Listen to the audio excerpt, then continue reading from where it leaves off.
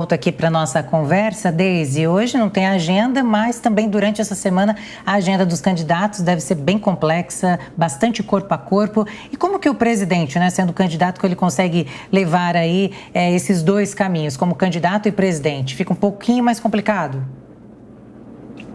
Fica, mas deixa o corpo técnico, né, tomando conta dos assuntos mais urgentes, e é possível sim fazer esse meio de campo, né, porque existe toda uma estrutura, a gente sabe, existe toda uma estrutura de ministérios e de assessores que possibilitam essa boa condução durante esse período eleitoral. E o período eleitoral aqui no Brasil ele é muito curto, né? 45 dias, então não tem um desgaste tão grande assim. A maioria das cenas de campanha elas já são gravadas previamente, existem muitos assessores para colaborar ali. Agora, vocês estavam passando aqui o dia dos candidatos, ontem me chamou a atenção que o presidente Jair Bolsonaro está mais tranquilo, né? Isso também pode indicar uma melhor condução da nação nesses próximos dias, né? Então, isso é um resultado muito bom, muito positivo, uma expectativa muito boa.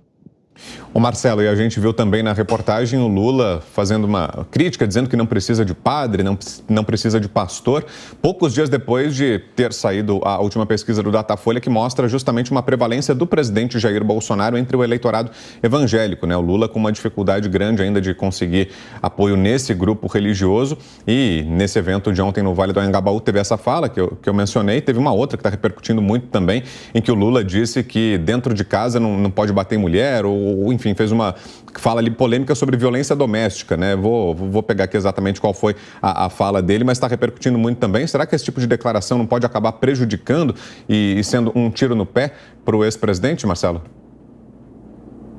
O Lula tem feito algumas declarações que dão a impressão de que quem diz a ele o que deve fazer é um assessor do Bolsonaro infiltrado na campanha dele, né? Essa de que você não pode bater em mulher aqui no Brasil, se quiser bater em mulher vai bater em outro lugar, é uma delas. Eu só queria destacar essa afirmação do Lula de que não se deve usar religião em campanha, né? Na verdade, existe aqui um equívoco enorme, né? Os valores da nossa cultura, da nossa civilização, do nosso direito, né?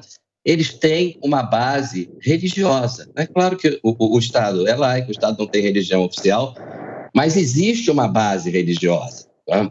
E é claro que esses valores, né, os adeptos de uma religião, os evangélicos, por exemplo, né, eles vão procurar identificar candidatos que partilhem desses valores. Eu vou dar só um exemplo, mas são vários. Né? O candidato Bolsonaro é contra o aborto. O candidato Lula é a favor do aborto, já fez declaração dizendo que o aborto devia ser liberado e devia ser direito de todas as mulheres, né?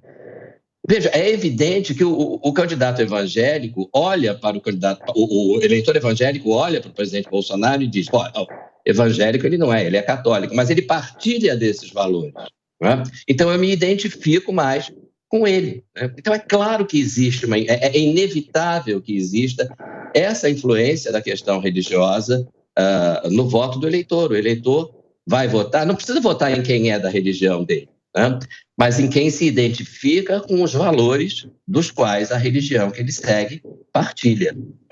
Isso também tem a ver com a primeira-dama, que é evangélica e sempre fala de religião também durante os seus depoimentos e conversas. Ela sempre aparece, né, falando muito de Deus. E isso também traz eleitores? Seguindo até essa linha que o Marcelo estava falando, a gente tem que lembrar um fato bem importante aqui no Brasil, né? A esquerda, ela surgiu das comunidades eclesiais de base e o bolsonarismo surgiu das igrejas evangélicas. Então, não tem como tu tirar a religião de um debate eleitoral, né? E nessa campanha a gente tem visto ainda o protagonismo das primeiras damas, né? E a Michele Bolsonaro tem se saído muito bem junto aos evangélicos, né? Ela teve uma fala que foi bem controversa e precisa ser averiguada, foi racista, mas ela é muito honesta nas ponderações dela quando ela fala da igreja, quando ela fala dos evangélicos, né? Isso atrai, mostra uma naturalidade com a igreja que em algumas outras campanhas não existe. Mas a Janja também tem tentado se aproximar mais das religiões, porque isso faz parte do debate. Não tem como, assim, eu sempre brinco aqui no Brasil, eleição rima com religião, não tem como fugir. Um país extremamente católico e evangélico, né? 51% das pessoas no Brasil ainda são católicas, mas não tem como fugir desse tema. Então, tu dizer que a religião não vai entrar na política assim, eu já estudei isso por alguns anos, inclusive a minha tese no doutorado foi justamente sobre o envolvimento da bancada evangélica na política, né, perdão. Então não tem como fugir, é um tema que sempre vai fazer parte de campanha, sempre fez e sempre vai fazer.